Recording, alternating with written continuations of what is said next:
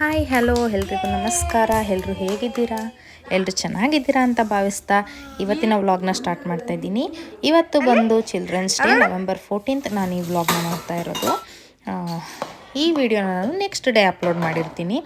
ಇವತ್ತು children's day ಆಗಿದ್ದರಿಂದ ಖುಷಿಗೆ ಕಲರ್ ಡ್ರೆಸ್ ಇತ್ತು, ಹಾಗಾಗಿ ಈ ರೀತಿ ಟ್ರೆಡಿಷ್ನಲ್ ಆಗಿ ರೆಡಿ ಮಾಡಿ ಕಳಿಸಿದ್ದೆ.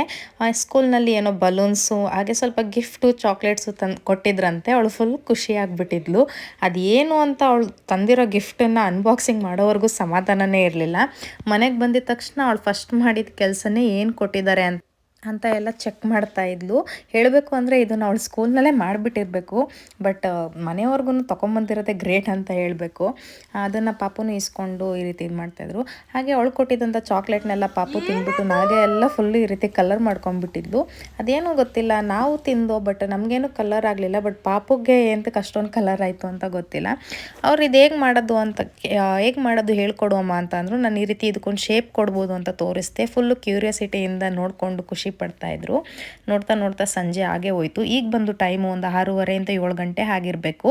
ಈಗ ಸ್ವಲ್ಪ ಪಾಪುಗೆ ಹಾಲು ಕುಡಿಸೋಣ ಅಂತ ಹೇಳ್ಬಿಟ್ಟು, ನಾನು ಪಾಪುಗೆ ಸಕ್ಕರೆ ಯೂಸ್ ಮಾಡೋದಿಲ್ಲ, ಸ್ವಲ್ಪ ಜಾಗ್ರಿ ಪೌಡ್ರ್ ಹಾಕ್ಕೊಂಡು ಹಾಲು ಕುಡಿಸ್ಲಿಕ್ಕೆ ಅಂತ ಕಾಯಿಸ್ಕೊಳ್ತಾ ಇದ್ದೆ.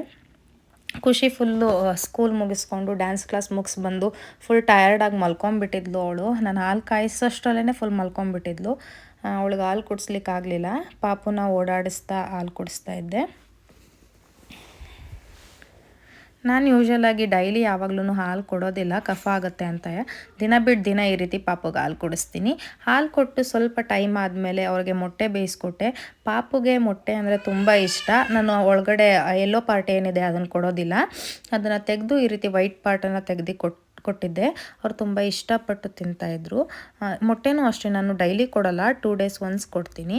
ಈ ಕಾರ್ತಿಕ್ ಮಾಸ ಆಗಿರೋದ್ರಿಂದ ನಾವು ಮನೇಲಿ ನಾನ್ ವೆಜ್ ತಿನ್ನೋಲ್ಲ, ಹಾಗಂತ ಮಕ್ಕಳಿಗೆ ಕೊಡದೆ ಇರೋಕ್ಕಾಗಲ್ಲ ಅಲ್ಲ. ಹಾಗಾಗಿ ಪಾಪುಗೆ ಮತ್ತು ಖುಷಿಗೆ ಮಾತ್ರ ಮೊಟ್ಟೆ ಬೇಯಿಸ್ಕೊಡ್ತೀನಿ. ಅದನ್ನು ತೊಗೊಂಬಂದು ಸೋಫಾ ಮೇಲೆ ತಿನ್ಕೊಂಡು ಕೂತ್ಕೊಳ್ಳಿ ಅಂತ ಕೊಟ್ಬಿಟ್ಟು ಒಂದು ಸಲ ಆಲ್ರೆಡಿ ನೈಟ್ ಆಗಿತ್ತು, ಇನ್ನೊಂದು ಸಲ ಎಲ್ಲ ಕಸ ಗುಡಿಸ್ಕೊಳ್ತಿದ್ದೆ. ಗೊತ್ತು ನೈಟ್ ಟೈಮ್ ಕಸ ಗುಡಿಸ್ಬಾರ್ದು ಅಂತ, ಬಟ್ ಚಿಕ್ಕ ಚಿಕ್ಕ ಐಟಮ್ಸ್ಗಳು ಬಿದ್ದಿರುತ್ತೆ, ಮಕ್ಕಳು ಬಾಯಿಗೆ ಹಾಕೊಂಡ್ಬಿಡ್ತಾರೆ. ಹಾಗಾಗಿ ಯಾವಾಗ್ಲೂ ಫ್ಲೋರ್ ಕ್ಲೀನಾಗಿರಬೇಕು. ಒಂದು ಸಲ ಎಲ್ಲ ಕ್ಲೀನ್ ಮಾಡಿಕೊಂಡೆ. ಅದಾದಮೇಲೆ ಪಾಪು ತಿಂದಾದ್ಮೇಲೆ ಬಟ್ಲು ತೊಗೊಂಡೋಗಿ ಸಿಂಕ್ ಹಾಕೋದಕ್ಕೆ ಅಂತ ಅವರೇನೆ ಟ್ರೈ ಮಾಡ್ತಾಯಿದ್ರು.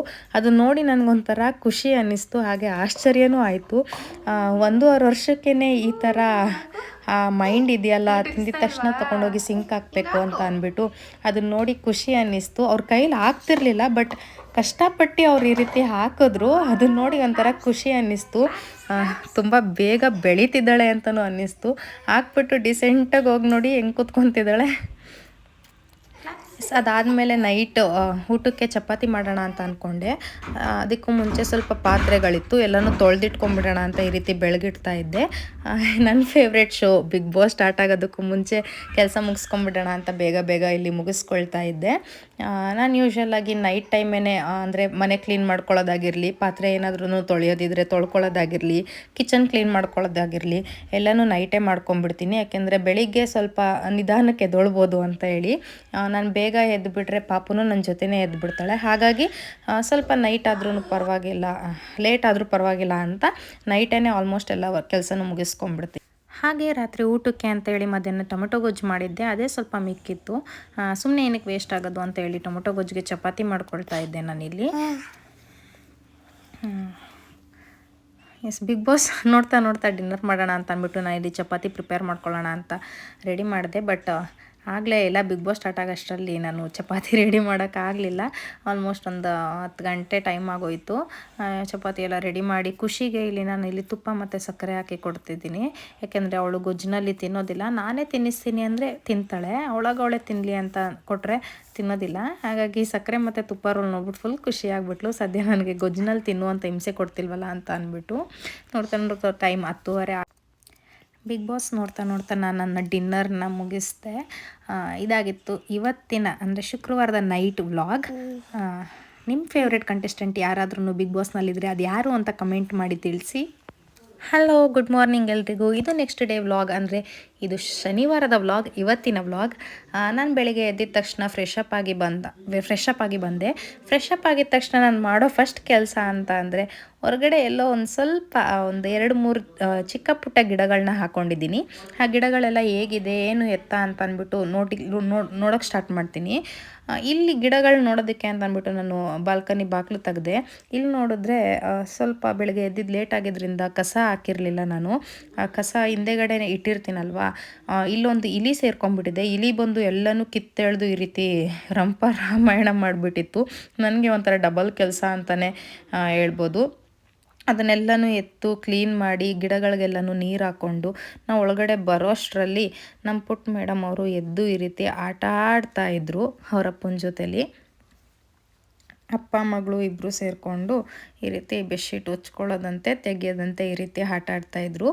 ಅವ್ರನ್ನ ಎದ್ದೋಳಿ ಮೇಲೆ ಈಚೆ ಕಡೆಗೆ ನಡೀರಿ ನನಗೆ ಕೆಲಸ ಇದೆ ಅಂತ ಹೇಳಿ ಅವ್ರನ್ನೆಲ್ಲರನ್ನೂ ಈಚೆ ಕಳಿಸಿ ಬೆಡ್ಶೀಟ್ ಎಲ್ಲನೂ ರೆಡಿ ಮಾಡಿದೆ. ಎಲ್ಲನೂ ಮರ್ಚಿಟ್ಟು ಕ್ಲೀನ್ ಮಾಡಿದೆ. ಹೆಣ್ಮಕ್ಳಿಗೆ ಅಂದರೆ ಹೀಗೆ ಅಲ್ವಾ, ಬೆಳಿಗ್ಗೆಯಿಂದ ಸಂಜೆವರೆಗೂ ಮಲ್ಕೊಳ್ಳೋವರೆಗೂ ಏನಾದರೂ ಒಂದು ಕೆಲಸ ಇದ್ದೇ ಇರುತ್ತೆ. ಹಾಗೆಯೇ ನನಗೂ ಅಷ್ಟೇ, ಫ್ರೀ ಅನ್ನೋದೇ ಇಲ್ಲ, ರೆಸ್ಟ್ ಅನ್ನೋದೇ ಇಲ್ಲ. ಮಕ್ಕಳಿರೋ ಮನೇಲಂತೂ ಏನಾದರೂ ಒಂದೊಂದು ಕೆಲಸಗಳಿದ್ದೇ ಇರುತ್ತೆ. ಒಂದಕ್ಕೆ 2 ಕೆಲಸ ಅನ್ನಂಗೆ ಡಬಲ್ ಕೆಲಸ ನಡೀತಾ ಇರುತ್ತೆ. ಬೆಳಿಗ್ಗೆ ನಾಷ್ಟಕ್ಕೆ ಅಂತ ನಾನು ಇಲ್ಲಿ ಅವಲಕ್ಕಿ ಪ್ರಿಪೇರ್ ಮಾಡಿದೆ. ನೋಡ್ತಾ ಮಧ್ಯಾಹ್ನ ಹಾಗೆ ಹೋಯಿತು. ಸ್ವಲ್ಪ ತಂದಿಟ್ಟಿರೋ ಅಂಥ ದಿನಸಿಗಳೆಲ್ಲ ಹಾಗೆ ಇತ್ತು. ಅದನ್ನೆಲ್ಲನೂ ಈ ರೀತಿ ಅನ್ಬಾಕ್ಸಿಂಗ್ ಮಾಡಿ ಬಾಕ್ಸ್ಗಳಿಗೆ ಪ್ಯಾಕ್ ಮಾಡಿದೆ. ಇದಾಗಿತ್ತು ಇವತ್ತಿನ ನನ್ನ ವ್ಲಾಗ್. ಈ ವ್ಲಾಗ್ ಏನಾದರೂ ನಿಮಗೆ ಇಷ್ಟ ಆಗಿದ್ದರೆ ದಯವಿಟ್ಟು ಲೈಕ್ ಮಾಡಿ, ಶೇರ್ ಮಾಡಿ. ಹಾಗೆ ನಿಮ್ಮ ಅನಿಸಿಕೆ ಏನೇ ಇದ್ರೂ ಸರಿ, ಅದು ತಪ್ಪಿರಲಿ ಸರಿ ಇರಲಿ, ನಾನು ಏನಾದ್ರೂ ಚೇಂಜ್ ಮಾಡ್ಕೊಳ್ಳೋದಿರಲಿ ವ್ಲಾಗ್ ಮಾಡೋದ್ರಲ್ಲಿ, ಅದೇನು ಅಂತ ಕಮೆಂಟ್ ಮಾಡಿ ತಿಳಿಸಿ. ಹಾಗೆ ಇನ್ನೂ ಹೆಚ್ಚು ವೀಡಿಯೋಸ್ಗಳು ಮಾಡಲಿಕ್ಕೆ ನಿಮ್ಮ ಸಪೋರ್ಟ್ ತುಂಬಾ ಮುಖ್ಯ. ಆ ಸಪೋರ್ಟ್ನ ದಯವಿಟ್ಟು ಖುಷಿಗುಣ ಯೂಟ್ಯೂಬ್ ಚಾನಲ್ನ ಸಬ್ಸ್ಕ್ರೈಬ್ ಮಾಡ್ಕೊಳ್ಳೋದ್ರ ಮೂಲಕ ನಿಮ್ಮ ಸಪೋರ್ಟ್ ಪ್ರೀತಿನ ತೋರಿಸಿ ಅಂತ ಹೇಳ್ತಾ ಈ ವಿಡಿಯೋನ ಇಲ್ಲಿಗೆ ಮುಗಿಸ್ತಿದ್ದೀನಿ. Thank you.